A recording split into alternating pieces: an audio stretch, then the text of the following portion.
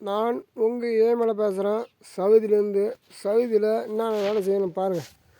பிடிச்சா ஒரு ஷேர் பண்ணுங்கள், பிடிச்சா ஒரு கமெண்ட் பண்ணுங்கள், பிடிச்சா பாருங்கள். வாங்க சாமி வர்றோம்.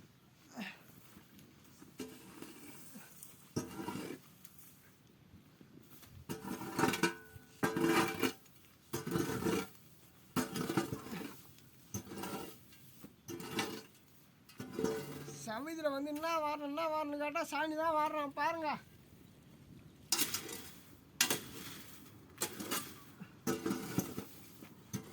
தும்பு கிளம்பு பாருங்கள்.